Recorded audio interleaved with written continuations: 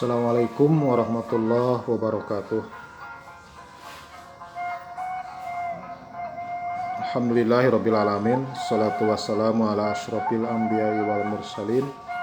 Asyhadu an la ilaha illallah wahdahu la syarikalah wa asyhadu anna Muhammadan abduhu wa rasuluh. Allahumma shalli wa sallim wa barik ala Muhammadin wa ala alihi wa sahbihi ajmain. Amma ba'du.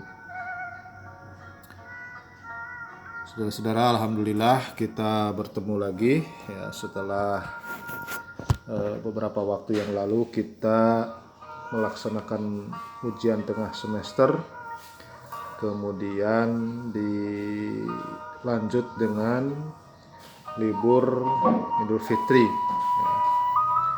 Karena itu sebelum memulai perkuliahan saya menyampaikan terlebih dahulu tahniah, taqabbalallahu minna wa minkum.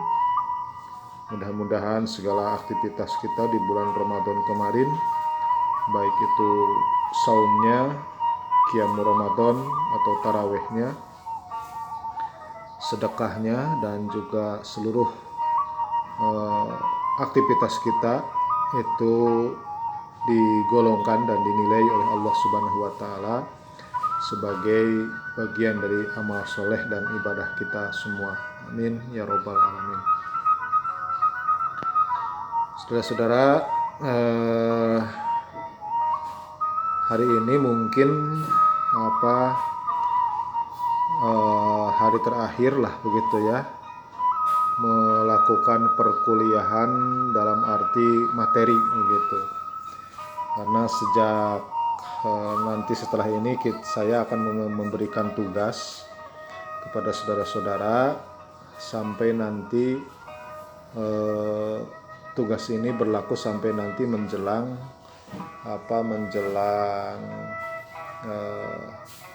ujian akhir semester gitu ya.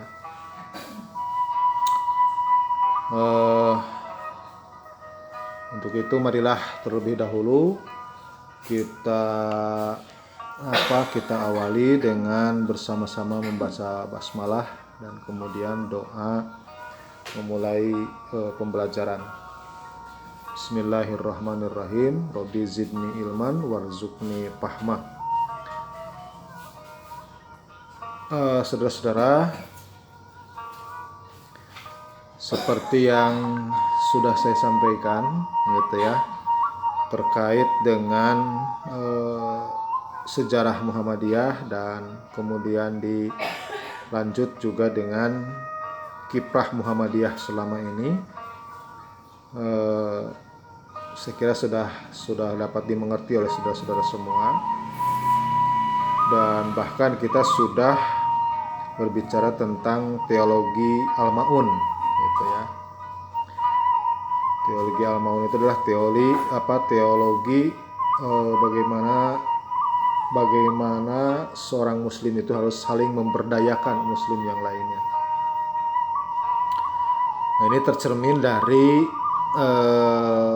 poin pertama di kepribadian Muhammadiyah ya. Jadi ada beberapa konsep dasar Muhammadiyah, ada muqaddimah anggaran dasar Muhammadiyah, kemudian ada matan dan keyakinan cita-cita hidup Muhammadiyah, ada kepribadian Muhammadiyah, ada khitoh Muhammadiyah gitu ya. Saya ambil dari kepribadian Muhammadiyah. Dalam kepribadian Muhammadiyah itu tercantum di awal itu menyatakan bahwa Muhammadiyah adalah suatu perserikatan. Perserikatan artinya organisasi ya. Dulu orang tua kita menyebutnya kalau organisasi itu syarikah, perserikatan. Orang Arab menyebut perusahaan, menyebut organisasi itu dengan syarikah ya. Jadi perserikatan itu bahasa Arab untuk menggambarkan tentang sebuah kumpulan orang, sebuah perusahaan, sebuah organisasi. Nah, Muhammadiyah adalah sebuah perserikatan yang merupakan gerakan Islam. Seperti yang sudah saya sampaikan, yang dimaksud dengan gerakan Islam itu ya sudah dapat dipahami kan, Gerakan Islam itu ada yang berarti sebagai subjek, bisa juga berarti sebagai objek, gitu kan. Sebagai subjek itu sebagai penggerak, pelopor gerakan Islam. Sebagai objek artinya Muhammadiyah itu tidak pernah melakukan apa-apa kecuali kalau ada perintahnya dari ajaran Islam, itu ya maksudnya. Nah, kemudian dijelaskan maksud gerakannya adalah dakwah Islam amar ma'ruf nahi mungkar yang ditujukan kepada dua bidang, yaitu perseorangan dan masyarakat. Jadi Muhammadiyah itu adalah gerakan dakwah yang dakwahnya itu baik kepada perseorangan maupun kepada masyarakat. Ya. Apa itu dakwah? Nah, ini Quraish Shihab menjelaskan banyak ya definisi tentang dakwah, tetapi saya ambil simpel saja lah begitu ya. Salah satunya dari seorang cendekiawan muslim yang cukup terkenal di Indonesia ini, yaitu Quraish Shihab ya. Menurut Quraish Shihab, yang disebut dengan dakwah itu adalah seruan atau ajakan kepada keinsafan ya, kesadaran lah begitu ya, atau mengubah situasi kepada situasi yang lebih baik dan sempurna gitu ya, baik terhadap pribadi maupun masyarakat. Jadi sama dan sebangun dengan apa yang tadi disampaikan. Dakwah Muhammadiyah itu baik kepada perorangan maupun kepada masyarakat. Nah, di sini juga disebutkan menurut Quraish Shihab, perubahan itu bisa dilakukan kepada pribadi maupun kepada masyarakat. Dan perubahan itu tentu saja adalah perubahan yang ke arah lebih baik, gitu ya, mengubah situasi dari sesuatu yang dianggap kurang stabil kepada yang lebih stabil. Dari sesuatu yang mungkin di bawah menjadi berada di tengah, di atas begitu kan. Ya pokoknya ada peningkatan lah begitu. Itu yang disebut dengan pengertian dakwah. Ini saya sekali lagi hanya mengambil satu sampel saja apa yang disampaikan oleh Quraish Shihab ya. Jadi banyak pengertian dakwah, tapi saya kira hampir semuanya sepakat mengerucut kepada satu kesepahaman lah begitu ya, bahwa yang disebut dengan dakwah itu upaya merubah sesuatu yang sesuatu yang dalam kondisi kurang baik, tidak baik begitu kan, tidak sempurna, kurang sempurna, ke arah yang lebih baik, meningkat dan mendekati kepada yang sempurna. Baik itu dilakukan oleh dan untuk perseorangan maupun dilakukan oleh dan untuk sekelompok masyarakat, sekelompok orang begitu. Nah, saudara-saudara, di Muhammadiyah itu ya, di Muhammadiyah untuk mengejawantahkan untuk merealisasikan tujuan dakwah tersebut itu pernah dikeluarkan, memang memiliki konsep gitu ya. Salah satu di antara konsep dakwah Muhammadiyah itu adalah konsep gerakan jamaah dan dakwah jamaah, atau disingkat dengan GJDJ, gerakan jamaah dan dakwah jamaah. Nah, saudara-saudara, apa itu gerakan jamaah dan dakwah jamaah? Itu adalah merupakan sebuah konsep dakwah melalui pendekatan pemecahan masalah. Itu ya. Jadi tidak sekedar menceramahi, apalagi menginstruksi, apalagi menyalahkan gitu ya, apalagi membuat renggang gitu kan. Nah, tetapi bahkan community development gitu ya, melakukan pemberdayaan kepada masyarakat gitu. Nah, ini konsep gerakan jamaah dan dakwah jamaah. Jadi konsep GJDJ ini adalah bagaimana memberikan solusi kepada perorangan atau kepada masyarakat yang tadi itu begitu kan, dijadikan objek dakwah, sasaran dakwah. Jadi kita temukan dulu orangnya, kita temukan dulu masyarakatnya, apa masalahnya, apa persoalannya, gitu kan. Nah kemudian kita dibuat konsep bagaimana pemecahan masalahnya. Nah, baru kemudian si dai itu, si orang yang akan mendakwahi itu menyusun program.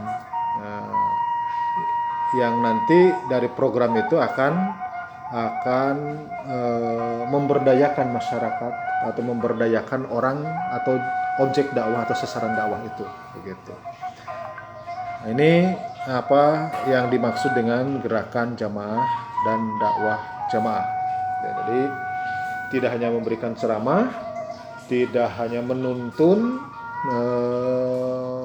mengajari gitu kan, tapi lebih kepada bagaimana memberikan solusi terhadap persoalan yang sedang dihadapi, baik oleh sekelompok orang maupun solusi yang diberikan kepada seseorang atau perorangan. Gitu. Nah, jadi saudara-saudara, prinsipnya dakwah itu, gitu kan, dakwah yang dimaksud oleh Muhammadiyah lebih khusus dengan konsep gerakan dakwah jamaahnya itu gerakan kita itu tidak hanya menyampaikan ceramah, gitu kan, namun juga mampu berbagi pengetahuan dan pengalaman serta menggerakkan komunitas masyarakat menjadi lebih baik, gitu kan. Baik itu menyangkut persoalan agamanya, persoalan sainsnya, gitu kan, persoalan sosialnya, persoalan ekonominya dan lain-lain. Jadi demikian. Nah, saudara-saudara, ini kalau kemarin gitu ya, dari sejak AIK 1, AIK 2 dan sampai kepada AIK 3 di pertengahan kita berbicara tentang al-Islam, gitu kan. Kemudian juga kemuhammadiyahan, ditambah juga dengan ilmu-ilmu dasar tentang entrepreneur, gitu kan. Bahkan ada beberapa tugas juga yang menyertai bagaimana saudara-saudara berupaya untuk membuat perencanaan bisnis ke depan dan lain-lain, gitu ya. Nah, hari ini kita akan kolaborasikan, gitu kan, semua itu dalam bentuk penugasan. Tugasnya saudara-saudara adalah nanti saudara-saudara mencari, gitu kan, menemukan orang yang ya dalam tanda petik du'afa lah, begitu ya. Du'afa artinya saudara-saudara, kalau kemarin kita bedakan antara fakir dengan miskin, gitu kan. Kalau yang fakir itu adalah orang yang memang sudah tidak memiliki kemampuan, gitu kan, sangat bergantung kepada orang lain, gitu kan. Nah, mungkin ini saudara-saudara lebih mencari kepada orang yang miskin dan du'afa, gitu ya, yang itu nanti sangat memungkinkan untuk bisa diberdayakan kembali, gitu. Misalkan begini, saudara-saudara cari orang yang ya dari segi fisiknya, gitu kan, masih masih bisa dibangkitkan gitu. Tetapi mungkin karena persoalan modal, karena persoalan kesempatan dan lain-lain, sehingga kehidupannya terpuruk, gitu kan. Nah, kemudian itulah yang akan menjadi objek dakwah, menjadi objek atau sasaran saudara-saudara. Itu didekati, diobroli, kemudian ya jangan dulu dikasih PHP gitu kan. Jangan dulu dikasih PHP, jangan dulu dikasih harapan lah begitu ya. Ini pendekatan dulu. Nah, kemudian nanti dibuat perencanaan bagaimana saudara-saudara itu memberdayakan, membangkitkan, memunculkan girah motivasi untuk untuk bisa lebih berdaya dari hari ini. Gitu. Nah, itu tugas yang yang akan disampaikan kepada saudara-saudara. Jadi kalau hari ini pertemuan 9 gitu ya, sementara nanti di UTS di UAS itu pertemuan ke-16. Mungkin sejak hari ini dari 9 sampai ke pertemuan katakanlah 13 atau 14 begitu ya. Saudara-saudara mengerjakan penugasan ini saja gitu ya. Nanti di akhir kita bertemu untuk melaporkan hasil dari pekerjaan saudara-saudara ini. Nah, barulah kita nanti lihat kondisi apakah UAS itu wajib atau enggak gitu ya. Kalau memang wajib ya mungkin saya akan membuat UAS yang sederhana lah begitu kan. Tapi kalau memang tidak wajib ya bukan tidak mungkin, ini cukup untuk menjadi juga bagian daripada UAS begitu. Nah, jadi tahapannya saudara-saudara seperti ini gitu ya. Jadi satu kelas ini nanti kita dibagi 3 kelompok gitu ya. Silakanlah kelompoknya ini diserahkan kepada saudara-saudara saja. Nah, setiap kelompok nanti bertugas tadi itu ya. Pertama, menemukan orang atau keluarga yang menurut saudara-saudara itu berada dalam kondisi duafa lah begitu ya, duafa. Tetapi ingat saudara-saudara, memungkinkan untuk masih bisa diberdayakan gitu kan, dibangkitkan kembali motivasinya gitu ya. Nah, kemudian setelah itu mungkin diawali dengan wawancara gitu kan, diawali dengan perkenalan dan lain-lain, ditanya apa sih kesulitannya gitu kan, apa kelebihannya, apa kemampuannya gitu kan, apa peluangnya dan lain-lain. Nah, itu nanti didiskusikan oleh anggota kelompok gitu kan, sampai kepada satu kesepakatan, oh si bapak ini, si ibu ini sebaiknya diberi peluang untuk memberdayakan ekonomi. Misalkan katakanlah si ibu ini pandai membuat gorengan misalkan gitu ya. Nah, gimana kalau udahlah di rumahnya kita bikin motivasi untuk membuat dagang gorengan gitu kan. Nah, apa sih kebutuhan untuk membuat dagang gorengan? Nah, misalkan saudara-saudara di list kebutuhannya adalah perlu ada katel, ada kompor, ada rodanya dan lain-lain lah begitu ya. Nah, itu diperhitungkan berapa kebutuhannya. Baru kemudian saudara-saudara juga sampai kemudian mencarikan gitu kan, donatur gitu ya untuk memberdayakan itu. Nah, nanti setelah terkumpul donatur, nah saudara ya maksud saya kelompok itu kemudian memberikan arahan, kemudian si modal itu diberikan kepada yang bersangkutan. Ya kalau menurut saya begitu ya, sebaiknya nanti ketika Anda memberikan itu jangan dalam bentuk uang gitu kan. Berikan dalam bentuk misalkan tadi kalau butuh rodanya kasih rodanya, plus misalkan ketelnya, plus kompornya, plus misalkan minyak gorengnya dan lain-lain sampai si ibu itu bisa menjalankan usahanya. Nah kemudian saudara pantau misalkan setelah itu dipantau apakah betul dia berdagang dan lain-lain. Nah seperti itu. Nah pokoknya dituntun untuk menjadikan dia bisa mandiri gitu ya.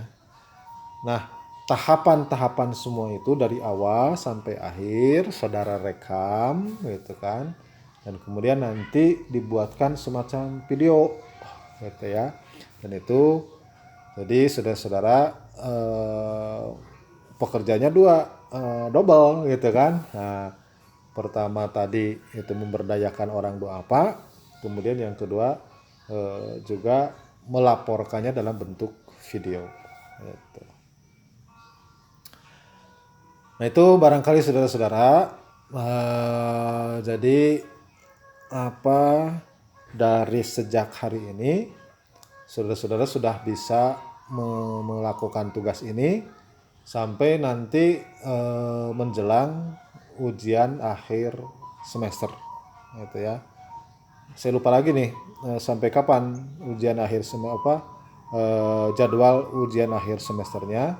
Nanti mungkin saya sampaikan saja melalui chat di WA begitu ya. Setelah melihat jadwalnya, yang penting penugasannya dimengerti dulu, baru kemudian ya saudara-saudara bisa langsung melakukan kegiatan eksekusi lah begitu ya, melaksanakan semua ini. Jadi seperti itu saudara-saudara tugasnya. Silahkan dibagi 3 kelompok saja per kelas, kemudian segera berdiskusi gitu ya, membagi tugas, mencari orang yang dijadikan sasaran, ngecek, kemudian mungkin berkumpul lagi, berdiskusi lagi untuk mendeteksinya, bagaimana cara mendeteksinya, melakukan pendekatan. Kan misalkan tidak harus semuanya gitu kan, katakanlah sudah disepakati ini si A yang akan dijadikan objek atau sasaran dakwah gitu kan. Kalau datang berenam berlima kan mungkin si ibunya atau si bapaknya jadi heran mau apa nih gitu kan. Nah cukup yang datang 1 atau 2 orang dan diwawancara dan lain-lain lah begitu ya. Setelah itu saudara-saudara kumpul lagi, berdiskusi lagi dengan teman-teman. Hasil diskusi itu sampaikan kepada si bapak atau si ibu sampai ada kesepakatan, misalkan tadi mau dagang gorengan, mau dagang cendol, mau dagang apalah begitu ya. Nah, setelah itu baru dicarikan donasi gitu ya. Dicarikan donasi, baru kemudian saudara-saudara menuntun si ibu atau si bapak itu untuk berusaha mandiri.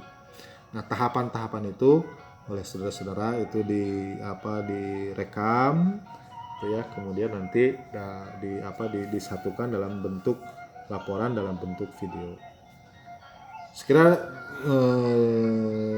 mudah-mudahan dimengerti. Kalau memang ada yang perlu diperjelas, didiskusikan, silahkan nanti jam 9 saya akan membuka Zoom begitu ya, atau ya membuka kalau memang sekali lagi tadi ada yang perlu diklarifikasi ya. Terima kasih saudara-saudara atas perhatiannya. Assalamualaikum warahmatullahi wabarakatuh.